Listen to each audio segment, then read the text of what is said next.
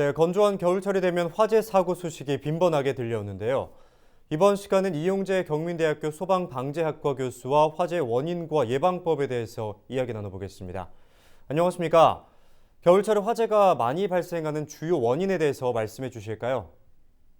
예, 우선은 몇 가지로 요약하자면요. 일단은 계절적으로 상당히 건조한 그 계절이 되겠고요. 그 다음에 이제 요즘에 그 계절이 변화 시점이다 보니까 갑작스럽게 추워지고 이러다 보니까 그 전기용품, 난방기구죠. 그것의 사용이 이제 급작스럽게 늘어나고 또 하나 이제 연말 같은 경우는 이제 양초나 이런 사용이 좀 많이 늘어납니다. 전반적으로요. 그런 것들이 그 겨울철에 그 화재를 일으키는 주 원인이 된다. 그래서 요즘에 이제 화재가 좀 많이 일어나고 있는 그 시점이다, 계절이다, 이렇게 말씀드릴 수 있습니다. 네, 말씀해 주셨듯이 실내에선 특히 겨울철이면 난방기구로 인한 사고가 속출하고 있는데요. 어떤 점에 특히 주의가 필요할까요? 예, 좀 몇 가지 말씀드리면, 기본적으로 이제 외출 시에는요, 특히 전열기구와 관계되는 것뿐만 아니라 콘센트는 가능한 다 빼두시고 외출하시는 게 중요하겠고요.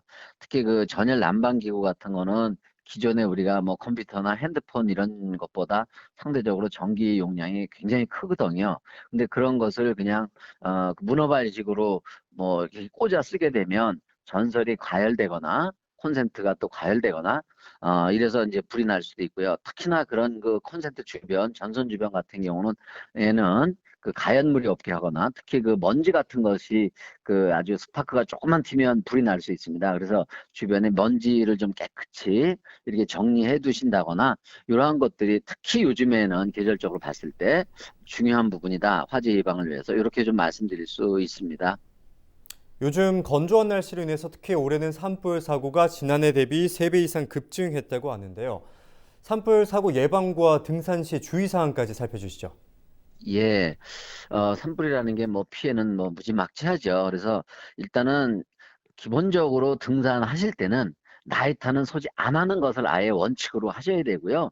그 특히 그 산에서 간혹 이제 그 흡연을 하시는 경우가 있는데 이렇게 정상적인 루트에서는 사실 양심도 있고 보는 감시는도 있고 그래서 그런 경우를 거의 볼 수 없지만 이렇게 정해진 등산로가 아닌 곳을 삐져나가서 이렇게 좀 몰래 흡연을 하시고 또 그 담배꽁초를 또 무단으로 또 보는 사람도 없고 이러다 보니까 그런 좀 부적절한 행위가 이루어지는 경우가 종종 있습니다. 그래서 아예 나이타는 소지하지 않는다.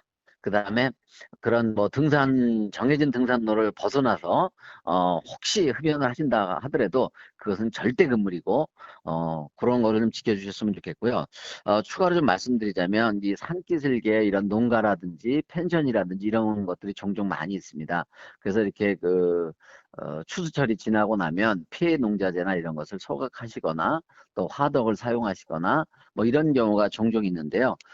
그런 거 하실 때는 특별히 좀 주의해 주시고 안 하시는 걸 권장드리고 꼭 하셔야 될 일이 있다면 최소한 옆에 소화기라도 갖다 놓고 하시는 것이 기본이다. 왜냐하면 산불도 처음에는 조그맣게 시작되기 때문에 초기에는 정말 소화기 한두 개만 가지고도 누구나 성인이라면 화재를 진압할 수 있기 때문에 그런 부분만 좀 우리가 전 국민이 좀 조심하신다면 산불을 줄이는데 아주 큰 역할을 할 수 있다. 이렇게 좀 말씀드릴 수 있습니다.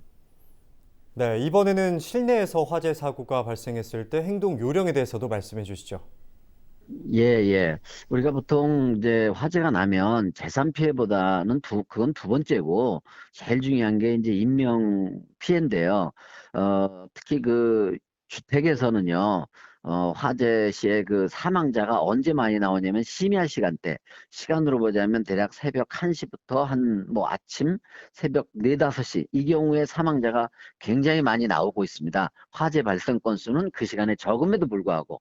그게 왜 그러냐면 자다가 불난 거를 늦게 알아서 피난이 늦어지고 대처가 늦어지고 이래서 그렇거든요.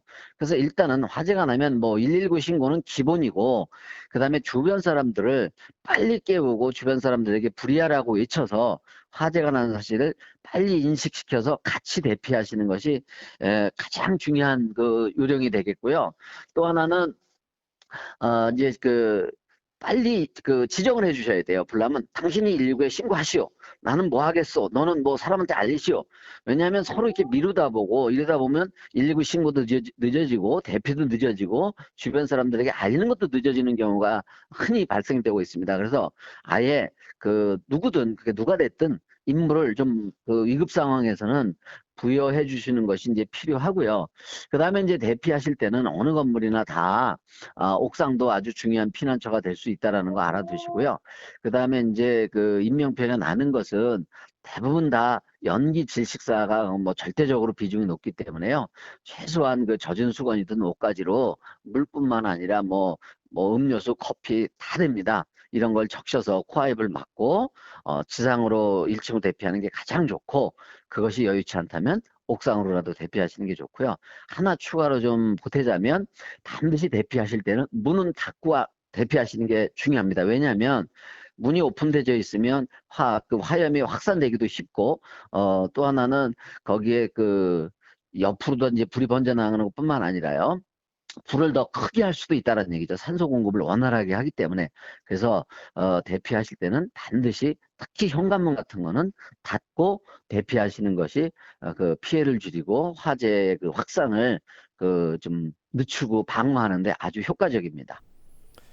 네, 올겨울은 크고 작은 화재 사고 없이 무사히 지나갔으면 하는 바람입니다. 오늘 말씀은 여기까지 듣겠습니다. 지금까지 이용재 교수와 함께 이야기 나눠봤습니다.